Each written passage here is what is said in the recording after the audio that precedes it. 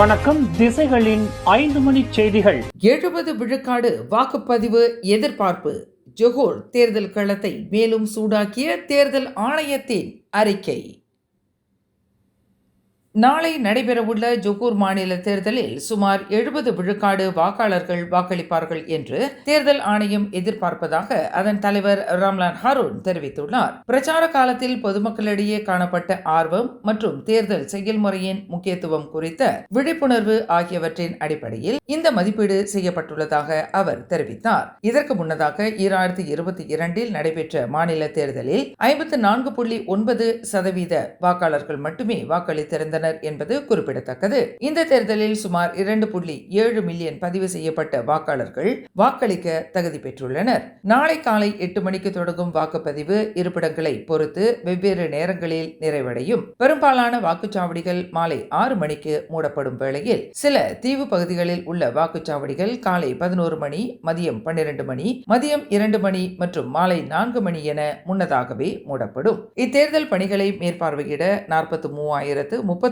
தேர்தல் பணியாளர்கள் திரட்டப்பட்டுள்ளனர். மேலும் தீவு பகுதிகளில் இருந்து வாக்குப்பெட்டிகளை கொண்டு வருவது உள்ளிட்ட தளவாட ஏற்பாடுகள் போலீஸ் மற்றும் ஆயுத படையினரின் ஒத்துழைப்புடன் துல்லியமாக திட்டமிடப்பட்டுள்ளதாக தேர்தல் ஆணையம் உறுதி அளித்துள்ளது.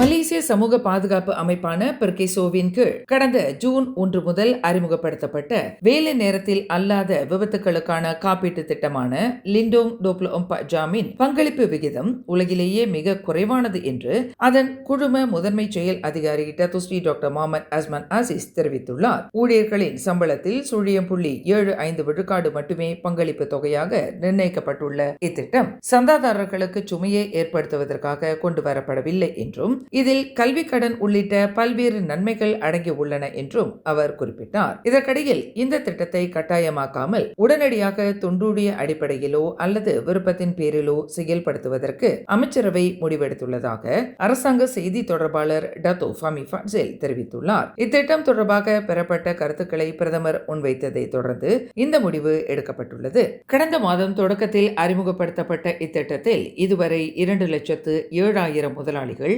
1.92 மில்லியன் உள்ளூர் ஊழியர்கள் மற்றும் 3,07,000 வெளிநாட்டு ஊழியர்கள் பங்களிப்பு செய்துள்ளதோடு ஒட்டுமொத்தமாக திரண்ட தொகை கிட்டத்தட்ட 58 மில்லியனை எட்டியுள்ளது. நாளை நடைபெறவுள்ள ஜொஹூர் மாநில தேர்தலில் பக்கத்தான் ஹரப்பான் சார்பில் ஸ்கூடாய் சட்டமன்ற தொகுதியில் போட்டியிடும் ஜாசிகா வேட்பாளர் கார்த்தியாயினி ஜெயபாலன் தாம் ஸ்கூடாய் சட்டமன்ற உறுப்பினராக தேர்ந்தெடுக்கப்பட்டால் தொகுதியின் நீண்ட கால பிரச்சனைகளுக்கு முன்னுரிமை அளித்து தீர்க்க பாடுபட போவதாக உறுதி அளித்துள்ளார். குறிப்பாக ஸ்கூடாய் ஆற்றை ஒட்டியுள்ள பகுதிகளில் ஏற்படும் தொடர்ச்சியான வெள்ள அபாயத்தை தடுக்க பழைய வடிகால் அமைப்புகளை மறு ஆய்வு செய்து கனமழையை தாங்கக்கூடிய விரிவான உள்கட்டமைப்புகளை உருவாக்குவதோடு முறையான நதி பராமரிப்பு மற்றும் வடிகால் தூய்மைப்படுத்துதல் மூலம் வெள்ள பிரச்சினைக்கு நிரந்தர தீர்வு காண தீவிரமாக பாடுபட போவதாக கார்த்தியாயினி உறுதியளித்துள்ளார். மேலும் தொகுதியில் அதிகரித்து வரும் மூத்த குடிமக்களின் தேவைகளை கருத்தில் கொண்டு பொது வசதிகள், ஆரோக்கியமான பொழுதுபோக்கு இடங்கள், பூங்காக்கள் மற்றும் மலிவு விலை வீடுகளை மேம்படுத்தி அவர்களின் வாழ்க்கை தரத்தை உயர்த்தப் போவதாகவும் அவர் குறிப்பிட்டுள்ளார். நாடாளுமன்ற மற்றும் சட்டமன்ற உறுப்பினர்களை ஒருங்கிணைத்து மாவட்ட பேரிடர் மேலாண்மை குழுவை வலுப்படுத்துவதன் மூலம் அவசர காலங்களில் மக்களுக்கு துரிதமான உதவிகள் கிடைக்க வழிவகை செய்யப்படும் என வாக்குறுதி அளித்துள்ள கார்த்தியாயினி ஸ்கூடாய் பகுதியை ஒரு பாதுகாப்பான, ஆரோக்கியமான மற்றும் முற்போக்கான தொகுதியாக மாற்ற தமக்கு வாக்களித்து ஆதரவளிக்குமாறு தொகுதி மக்களுக்கு கோரிக்கை விடுத்துள்ளார். 3 ஆண்டுகளுக்கு முன்பு Selangor Sri கம்பாங்கான் புக்கெட் Serdang Taman per இண்டஸ்ட்ரியான் தொழிற்பேட்டை பகுதியில் ஓர் ஆடம்பர அடுக்குமாடி வீட்டில் ஆடவர் ஒருவரை அடித்து கொலை செய்ததாக குற்றஞ்சாட்டப்பட்ட 3 இந்திய ஆடவர்கள் எதிர்வாதம் புரியும்படி ஷா அலாம் உயர் நீதிமன்றம் இன்று உத்தரவிட்டது. இக்கொலை வழக்கில் மூவரும் இக்கொலையை செய்ததற்கான அடிப்படை முகாந்திரங்களை ப்ராசிக்யூஷன் தரப்பு எவ்வித சந்தேகத்திற்கு இடமின்றி நிரூபித்துள்ளதால் அந்த 3 நபர்களும் தங்களுக்கான தற்காப்பு வாதங்களை முன்வைக்குமாறு உயர் நீதிமன்ற நீதிபதி உத்தரவிட்டார். 2 சகோதரர்களான தினேஸ்வரன் காளிதாஸ், பிரியதர்ஷன் காளிதாஸ் மற்றும் ஹரிதரன் ஆறுமுகம் ஆகிய மூவரும் வரும் ஜூலை 22 முதல் 24ஆம் தேதி வரை நடைபெறும் வழக்கு விசாரணையில் தங்கள் தரப்பில் எதிர்வாதம் புரிய வேண்டும் என்று நீதிபதி உத்தரவிட்டார். இந்த மூவரும் கடந்த 2023ஆம் ஆண்டு அவ்வடுக்குமாடி வீட்டில் ஒரு லாரி ஓட்டுநரான 31 வயது டார்ஷிகன் முனியாண்டி என்பவரை அடித்து கொலை செய்ததாக அவர்கள் மீது கொலை குற்றச்சாட்டு சுமத்தப்பட்டுள்ளது. குற்றவாளி என்று நிரூபிக்கப்பட்டால் மரண தண்டனை அல்லது கூடியபட்சம் 40 ஆண்டு சிறை தண்டனை மற்றும் பிறம்படி தண்டனை விதிக்க வகை செய்யும் குற்றவியல் சட்டம் 302 பிரிவின் கீழ் இரு சகோதரர்கள் உட்பட மூவரும் கொலை குற்றச்சாட்டை எதிர்நோக்கியுள்ளனர். முன்னதாக இக்கொலை தொடர்பில் ஒரு பெண் உட்பட மொத்தம் 8 பேர் கைது செய்யப்பட்ட நிலையில் மூவர் மீது கொலை குற்றச்சாட்டு சுமத்தப்பட்டுள்ளது. நாட்டின் அனைத்து மாநிலங்களிலும் ட்ரோன் பிரிவுகளை உருவாக்க குடிநுழைவுத்துறை திட்டமிட்டுள்ளது.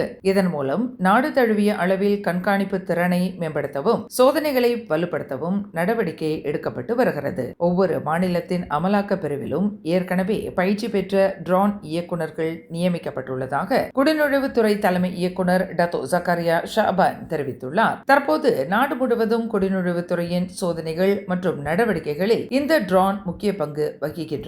அதிகாரிகள் சோதனைகளின் போது வான்வழியாக கண்காணிக்கவும் காயங்கள் ஏற்படும் அபாயத்தை குறைக்கவும் தப்பி ஓட முயலும் சந்தேக நபர்களை கண்டறியவும் இந்த தொழில்நுட்பம் பெரிதும் உதவுகிறது. மேலும் எதிர்காலத்தில் செயற்கை நுண்ணறிவு தொழில்நுட்பத்தை இதனுடன் இணைத்து இலக்கு வைக்கப்படும் பகுதிகளை வரைபடமாக்கும் மேம்பட்ட வசதிகளை உருவாக்கவும் திட்டமிடப்பட்டுள்ளது. சோதனைகளின் போது இலக்குகளை துல்லியமாக கண்காணிக்க உதவுவதால் கைது நடவடிக்கைகளின் எண்ணிக்கை கணிசமாக உயர்ந்துள்ளதாக டத்தோ ஜக்காரியா ஷாபான் குறிப்பிட்டுள்ளார்.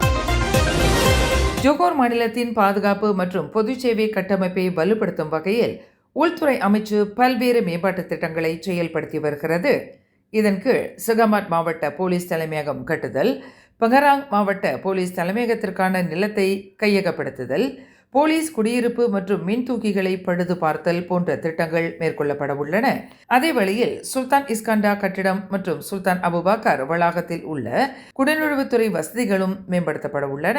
மேலும் பத்துபாஹாட் மாவட்ட தேசிய பதிவுத்துறை அலுவலகம் கட்டுதல், குலுவாங் மற்றும் சிம்பாங்ரங்காம் சிறைச்சாலைகளின் அடிப்படை அமைப்புகளை தரம் உயர்த்துதல், தேசிய போதைப்பொருள் ஒழிப்பு முகமையின் அலுவலகம் மற்றும் சமூக சிகிச்சை புனர்வாழ்வு மையங்களை மறுசீரமைத்தல், அபுபக்கர் கடல்சார் தளத்தின் ஜட்டி மற்றும் கட்டடங்களை தரம் உயர்த்துவது போன்ற திட்டங்களும் இதில் அடங்கும்.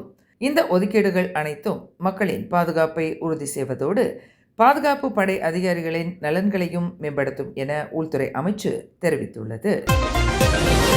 ஓய்வு பெற்ற மேல்முறையீட்டு நீதிமன்ற நீதிபதி எம் குணாலன் நீதித்துறையிலிருந்து ஓய்வு பெற்று 3 ஆண்டுகளுக்கு பிறகு மலாயா உயர் நீதிமன்றத்தின் வழக்கறிஞராக இன்று மீண்டும் சட்டப்பணியில் இணைந்துள்ளார். 69 வயதான அவர் உயர் நீதிமன்ற நீதிபதி எலிஸ்லோக் முன்னிலையில் வழக்கறிஞராக பதவி பிரமாணம் செய்து கொண்டார். தாய்மொழி பள்ளிகளின் அரசியலமைப்பு சட்டம், ஸ்லாங்கூர் ஃபத்வா விவகாரம் உள்ளிட்ட 200க்கும் மேற்பட்ட முக்கிய தீர்ப்புகளை வழங்கியுள்ள குணாலன் 1981 முதல் நீதித்துறையில் மேஜிஸ்ட்ரேட் மற்றும் செஷன்ஸ் நீதிமன்ற நீதிபதியாக பணியாற்றியுள்ளார். இவரின் தந்தை சாதாரண அரசு ஊழியராக இருந்து தனது 6 குழந்தைகளையும் பல்கலைக்கழகம் வரை படிக்க வைத்தவர் என்பது குறிப்பிடத்தக்கது. சக பள்ளி மாணவியை கத்தியால் குத்தி கொலை செய்ய முயற்சி செய்ததாக இடைநிலை பள்ளியைச் சேர்ந்த 15 வயது மாணவி ஒருவர் குவாலலங்காட் தலு டாத்தோ மேஜிஸ்ட்ரேட் நீதிமன்றத்தில் இன்று குற்றம் சாட்டப்பட்டுள்ளார். மேஜிஸ்ட்ரேட் மஸ்லிண்டா சலாமத் முன்னிலையில் நடத்தப்பட்ட அந்த இளம்பெண்ணின் மனநலம் தொடர்புடைய மதிப்பீட்டு அறிக்கை கிடைக்கும் வரையில் அவரிடம் எந்தவொரு வாக்குமூல பதிவும் செய்யப்படவில்லை. அதே வேளையில் அந்த பெண்ணின் மனநிலை தொடர்பாக மருத்துவ பரிசோதனை செய்ய அவரை பேரா உலுகிந்தா பஹாகியா மனநல மருத்துவமனைக்கு அனுப்பி வைக்க வேண்டும் என்று ப்ராசிக்யூஷன் தரப்பு செய்து கொண்ட விண்ணப்பத்திற்கு நீதிமன்றம் அனுமதி அளித்தது. கடந்த ஜூலை 6ஆம் தேதி காலை 9:50 மணியளவில் பந்திங்கில் உள்ள ஓர் இடைநிலைப் பள்ளி சிற்றுண்டியில் அந்த பெண் இக்குற்றத்தை புரிந்ததாக நீதிமன்றத்தில் தெரிவிக்கப்பட்டது. கில்லான் பள்ளத்தாக்கு மற்றும் குவாந்தான் ஆகிய பகுதிகளில் உள்ள பொழுதுபோக்கு மையங்களுக்கு செயற்கை போதைப் பொருட்களை விநியோகம் செய்து வந்த போதைப்பொருள் கடத்தல் கும்பல் போலீஸ் நடத்திய ஓப்ஸ் முஸ்கா அதிரடி சோதனையில் முறியடிக்கப்பட்டுள்ளது.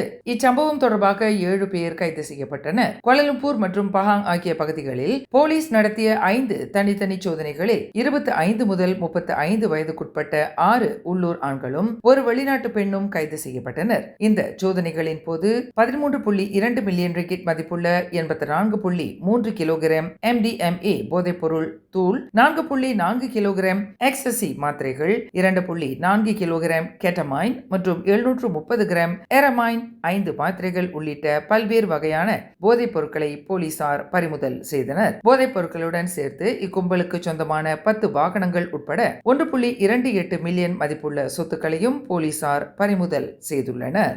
மேலும் செய்திகளை தெரிந்து கொள்ள கீழே இருக்கும் பெல் பட்டனை அழுத்துங்கள். உங்கள் மகிழ்ச்சியை வெளிப்படுத்த லைக் மற்றும் ஷேர் செய்யுங்கள். தொடர்ந்து திசைகளோடு இணைந்திருக்க சப்ஸ்கிரைப் செய்யுங்கள்.